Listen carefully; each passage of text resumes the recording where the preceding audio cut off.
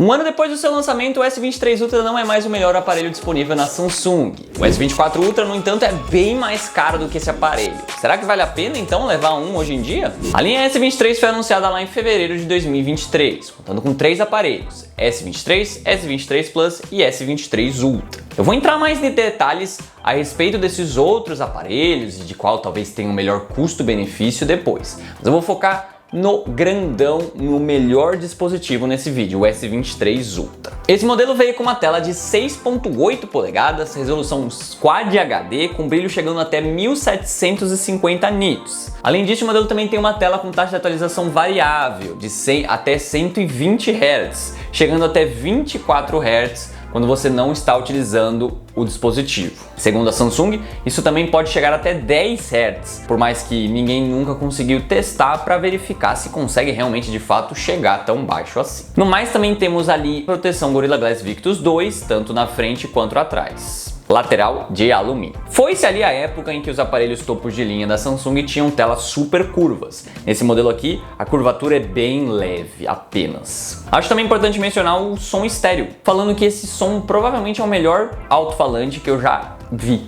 em qualquer celular, mas também é um dos maiores celulares que eu já testei, portanto faz sentido que para os aparelhos mais premiums da Samsung eles consigam colocar um som melhor devido ao tamanho maior também, né? Seguindo adiante, a gente chega no desempenho. O Snapdragon 8 Gen 2 foi aqui propriamente alterado pela Samsung, com alguns overclocks em algumas regiões. Tanto é que nenhum outro processador foi utilizado na linha S23, nada de Exynos para essa geração.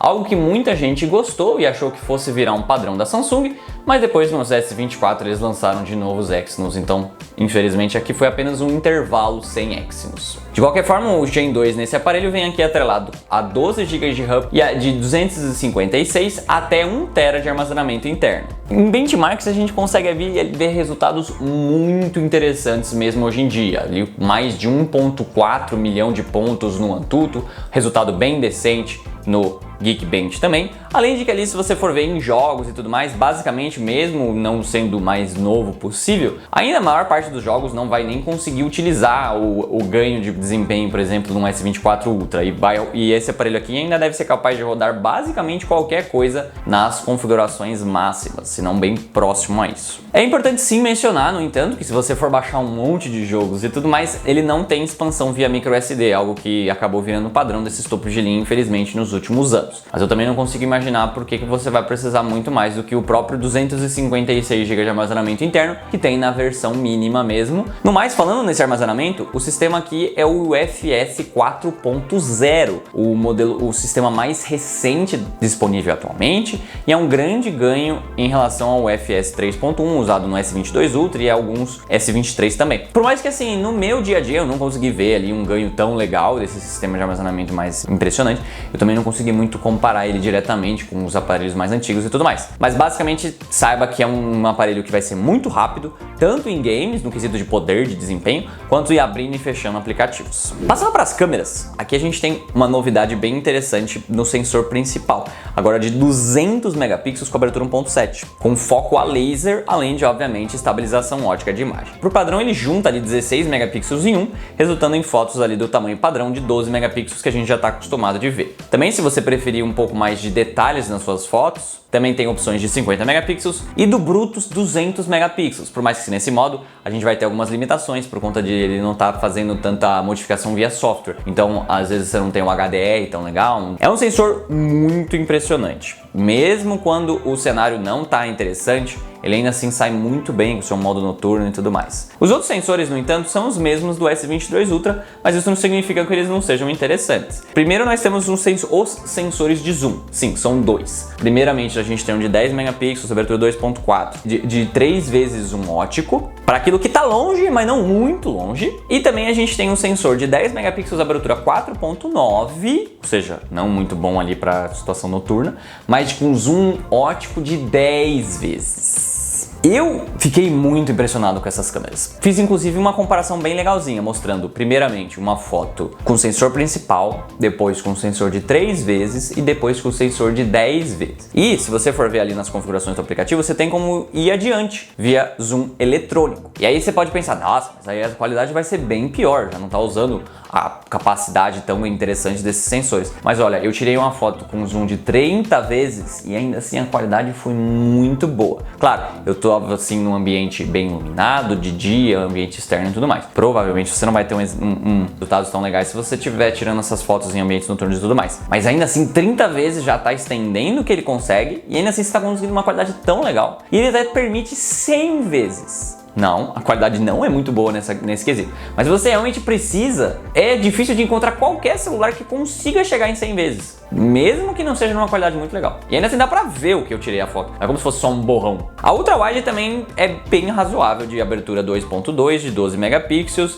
E é ali um sensor bem parecido com os outros S23 e tudo mais. E consegue ali resultados muito interessantes. Muito por conta também de ter foco automático. Algo que não é comum nesses sensores ultra-wide. São câmeras ainda tão interessantes que o próprio S24 Ultra mudou apenas um pouquinho nesse setup. Mudando essa lente de 10 vezes um ótico para 5 vezes um ótico de 50 megapixels, ou seja, basicamente diminuindo um pouco o intervalo entre as câmeras, que antes de 3 vezes até 10 vezes você acaba abusando um pouco do sensor do zoom eletrônico e a qualidade talvez não fique tão legal. Com um sensor de 5 vezes, por conta de ter 50 megapixels, você consegue também zooms maiores de 10 vezes e tudo mais, com qualidades bem razoáveis também. Na frontal, o sensor é o mesmo de todos os outros S23 de 12 megapixels, abertura 2.2, que pode sim parecer uma piora com relação ao S22 Ultra com seu sensor de 40 megapixels, mas nem sempre mais megapixels é muito melhor. E em testes no qual o GSM Arena comparou os dois aparelhos, eles viram que não tem muito perda de detalhes nem nada do gênero. Via software, claramente a Samsung consegue resolver essa questão dos menos megapixels sem nenhum problema. No quesito de gravação, a gente tem a capacidade de gravar até 8K 30 fps atrás e 4K 60 fps na frente. Antigamente, 8K era uma coisa que não era muito recomendada, porque por conta de ser um modo muito específico, a gente acabava perdendo processamento eletrônico, às vezes as gravações não ficavam muito boas, principalmente em cenários não muito ideais, e às vezes a gente ficava travado ali a 8K 24 fps. Mas essa geração, agora com 8K 30 fps e uma melhora desse processamento gráfico, é uma coisa até que interessante gravar em 8K. Sim, você vai ter gravações mais pesadas, mas mesmo você às vezes não tendo um lugar para reproduzir esse 8K de forma nativa, quando você faz o downscaling, né, quando você reproduz o 8K em um painel 4K mesmo, ainda assim às vezes você tem mais detalhes do que se você gravar nativamente em 4K. Passando para bateria, a gente tem altos e baixos na minha experiência, infelizmente. O modelo conta com uma capacidade de 5.000 mAh e novo ele era capaz de melhorar muito a autonomia do S22 Ultra. Porém, no meu uso eu não vi lá uma bateria tão interessante assim quanto me foi prometido. No teste do Antutu, que eu gosto de fazer, que exemplifica ali um uso médio, nem muito pesado, nem muito leve, no qual eu consegui ali próximos a apenas 4 horas e meia. No meu dia a dia, se eu usasse um pouco menos de games pesados e tudo mais, um uso mais leve eu diria, eu consegui ali 5 horas e meia. Não é muito ali, infelizmente. Mas eu não posso culpar tanto assim no modelo. Esse que eu tenho aqui é usado, podendo até ali 1 ano de uso, que é normal ter ali uma perda de bateria mesmo em apenas 1 ano. E também a One UI 6.1, que é a versão mais atualizada que está disponível nesse celular, que ele está aqui com ele, não tem uma forma muito boa de autonomia aparentemente. Tem muita gente reclamando na internet, pelo que eu vi, falando que na One UI 6.1 a autonomia piorou um pouco. Então pode ser que sim, no futuro a autonomia desse aparelho melhore um pouco. Mas de qualquer forma, se você for comprar um, enfim, esse aqui é basicamente o pior cenário possível. Esse aparelho que eu tenho aqui, com esses testes que eu fiz, já que é uma bateria, é um celular usado, antigo, e com um uso bem intenso. Mesmo assim, eu conseguia tranquilamente chegar no final do dia com bateria. E eu imagino que você também vá conseguir. Como a gente vê ali no teste do GSM Arena, novo, ele era capaz de muito, e mesmo usado, ele ainda vai ser capaz de pelo menos chegar no final do dia, a não ser que você abuse muito de games pesados, por exemplo. Com relação ao carregamento, ele suporta até 45 watts, que não é muito interessante quando a gente vê que outros aparelhos estão fazendo nessa faixa de preço, às vezes, da Motorola ou da Xiaomi,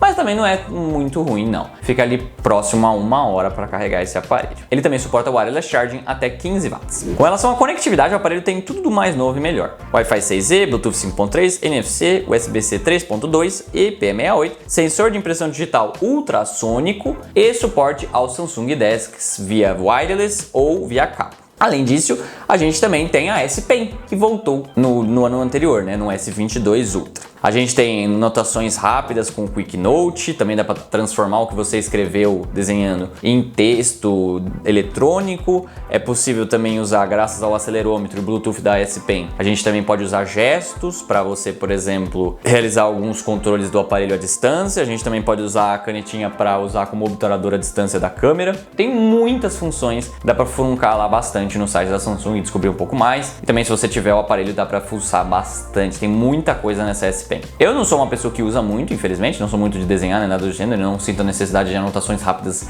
escrevendo, eu sou mais do cara que digita mesmo. Mas se você acha isso interessante, é sim bem legal que a Samsung voltou com isso, né? Algo que estava presente apenas na linha Note, mas depois eles mataram a linha Note, eles pelo menos voltaram com isso nos aparelhos Ultra, que não deixam de ser ali substituto da linha Note, né? Os aparelhos mais premiums disponíveis. Com relação a software, o aparelho foi lançado ali no Android 13 e foi prometido 4 grandes atualizações e 5 anos de suporte de segurança. Ou seja, muito tempo pela frente ainda, né? Ele vai receber provavelmente até o Android 17, receber atualizações de segurança até 2028. Falemos então de preço. Como eu disse, eu não falei tanto dos outros S23, focando mais no aparelho Ultra, aquele que é mais procurado por as pessoas que realmente querem um pouco a mais. Querem um aparelho grande, querem câmeras muito impressionantes, bateria muito legal, querem um dos melhores aparelhos da Samsung até hoje, um dos melhores aparelhos do mercado até hoje. Ou talvez não queira gastar tanto, por exemplo, quanto um S24 Ultra está custando novo, que é um absurdo mesmo, ali acima de 7 mil reais. Novo, atualmente esse aparelho tá na faixa dos 5 mil. Um preço bem salgado, na minha opinião. Sim, ele é mais barato que o S24 Ultra, como eu disse, ele que tem um pouquinho de desempenho melhor, bateria um pouquinho melhor, câmeras um pouquinho melhores, mas por 2 mil reais a mais, eu não acho que o S24 Ultra vale a pena. Comparando o custo-benefício entre os dois aparelhos, não é uma diferença tão grande assim para valer o quê? Quase 50% de diferença. Também comparado com outros aparelhos, quando a gente vê ali, por exemplo, da Apple, se você também está considerando ali adquirir um iPhone, o 14 Pro Max ou 15 Pro Max, que seriam os concorrentes diretos, né? São muito mais caros também acabam ficando de fora no quesito de custo-benefício, né? Agora, se você está aberto a adquirir usado, aí o custo-benefício melhora ainda mais. Esse aqui eu adquiri por pouco mais de 4 mil reais, versão 512 GB. É um preço bem impressionante. Novo, você conseguiria levar no máximo um S23 Plus nessa faixa. Vai ter significativas pioras em todos os aspectos. Portanto, o S23 Ultra é meio que sua única opção. A não ser que você vá ali para importados e tudo mais. Oppo, Xiaomi, OnePlus e tudo mais. Que tem seus desafios por si só de poder adquirir um aparelho desse, importar para cá e tudo mais. Nacionais, o S23 Ultra é um tremendo aparelho mesmo um ano depois. Mas é isso, eu espero que vocês tenham gostado do vídeo. Se vocês gostaram, não se esqueçam de tapar aquele joinha e de se inscrever no canal para não perder mais conteúdos como esse. Eu vou ficando por aqui. Vejo vocês na próxima.